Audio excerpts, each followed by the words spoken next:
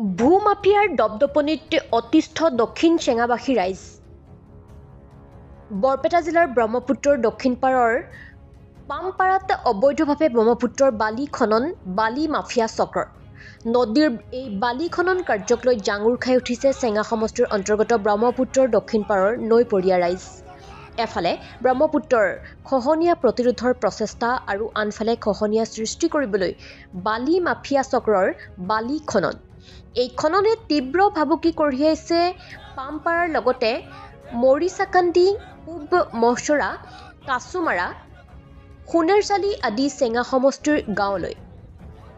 উল্লেখ্য যে ব্ৰহ্মপুত্ৰৰ কৰাল গ্ৰাসৰ পৰা ব্ৰহ্মপুত্ৰৰ দক্ষিণ পাৰৰ নৈপৰীয়া ৰাইজৰ মাটি ভেটি ৰক্ষা কৰিবলৈ চৰকাৰে কোটি কোটি টকা খৰচ কৰি অহাৰ সময়তে চেঙা সমষ্টিৰ পামপাৰাত ব্ৰহ্মপুত্ৰৰ বালিৰ ওপৰত হেন চকু বালি মাফিয়া চক্ৰৰ।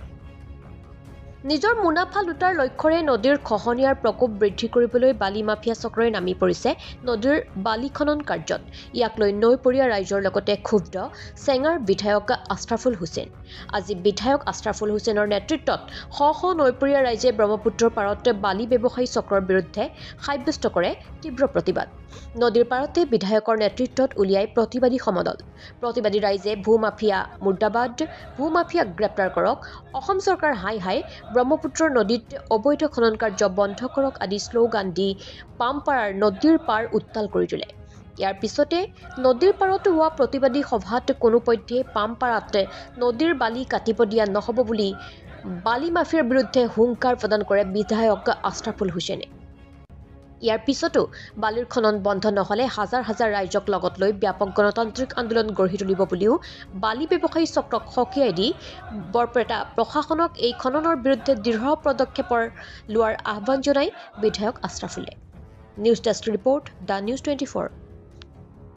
আমি অতি দুখ আৰু পৰিতাপৰ সহিতে চেঙা সমষ্টিৰ চেঙা ৰাজহুৱা চক্ৰৰ অধীনস্থ পামপাৰা গাঁৱত এই ঠাইৰ ৰাইজ ওলাই আহিছে।